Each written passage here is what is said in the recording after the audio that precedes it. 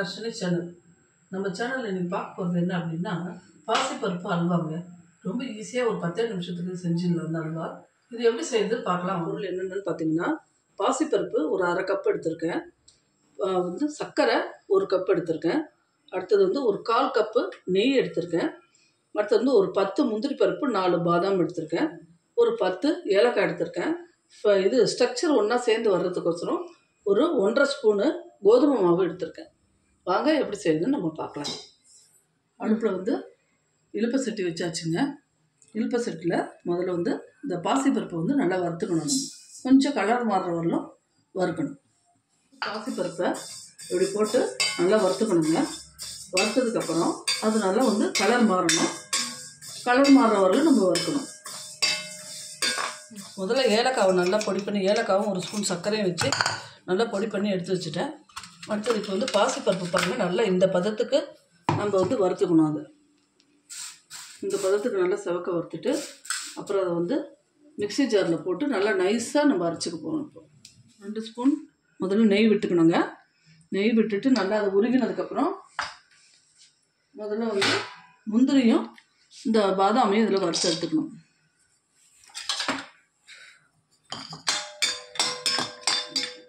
நெய்யில் இந்த கோதுமை மாவை நல்லா அதில் போட்டு நல்லா அந்த பரட்டிக்கணுங்க. பரட்டி கொஞ்சம் வறுப்பண்ணணும். அந்த கோதுமை மாவு எல்லாம் ஒன்றா கலந்து, ஒரு பாசிப்பருப்பு மாவு கோதுமை மாவு ஒன்றா கலந்து ஒரு ஸ்ட்ரக்சர் உருவாக்கும். அது நல்லா இருக்குங்க. இந்த குழகுழப்பு தன்மைகள் கொஞ்சம் நல்லா இருக்கும். அது சூப்பராக இருக்கும். கோதுமை மாவு அதோட சேர்க்குறது ரொம்ப சேர்க்கக்கூடாது. 1 ஸ்பூன் அளவு இல்லை 1.5 ஸ்பூன் அளவு. நான் 1.5 ஸ்பூன் சேர்த்துருக்கேன் இன்றைக்கி.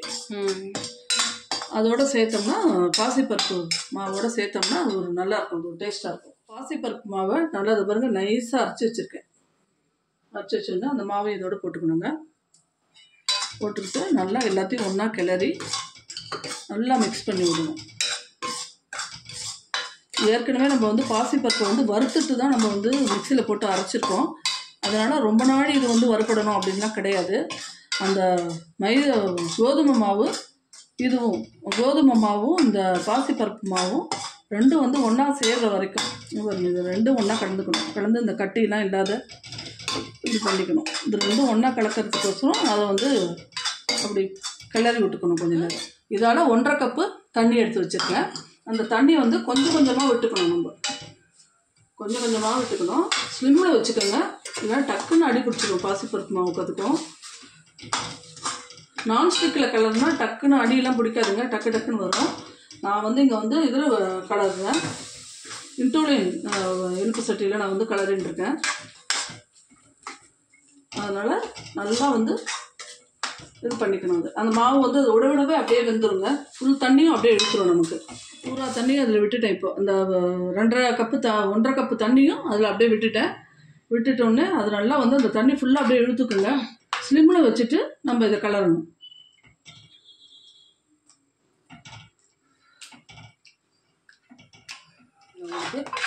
தண்ணி ஃபுல்லாக அப்படியே இழுத்துரும்.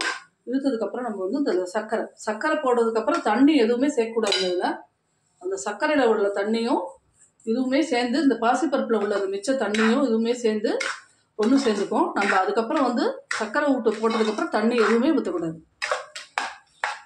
முடிச்சுட்டு உங்களுக்கு கேசரி பவுடருங்க லைட்டாக இந்த கலருக்கு போட்டிருக்கேன். நீங்கள் வேண்டானா அப்படியே கூட சாப்பிட்லாம், நல்லாயிருக்கும். இதில் வெல்லம் போட்டுக்கலாம் நம்ம.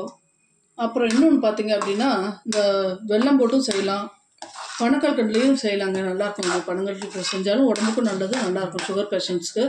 அடுத்தது இது போட்டு செய்யலாங்க. இதில் கோதுமை மாவுக்கு பதில் கடலை மாவும் ரவையும் கூட சேர்த்துக்கிறாங்க. அப்படி சேர்த்தும் நம்ம செய்யலாம்.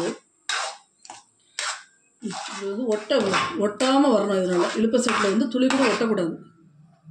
இப்படி எடுக்கும்போது இலுப்பை செட்டில் ஒட்டக்கூடாது. இதுதான் இதுக்கு பதம். நான் எடுத்துகிட்டு உங்களுக்கு காமிக்கிறேன். 1 கப்பு சர்க்கரை அதோட 2.5 பங்கு தண்ணி. அதாவது அந்த கப்பால் பார்த்தீங்க அப்படின்னா 1.5 கப்பு தண்ணி எடுத்துக்கணும். நம்ம 1.5 கப்பு எடுத்துட்டோம்னா சரியாக இருக்கும் 2.5 பங்குக்கு. இப்போ எடுத்துகிட்டு அதை நல்லா கலரினாங்க.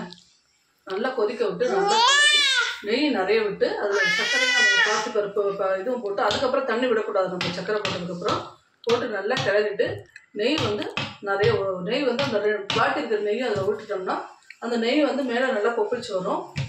இப்போ பாத்திரத்தில் ஒட்டாமல் நல்லா சுருண்டு வரும். அதான் பதம். அப்போ எடுத்துட்டு நீங்கள் முந்திரி திராட்சை ஏலப்பொடி எல்லாத்தையும் தூவி அப்படியே இறக்கிட வேண்டியதாங்க. சூப்பர். இது உடம்புக்கும் ரொம்ப நல்லது. 10 நிமிஷத்தில் சீக்கிரம் செஞ்சிடலாம்.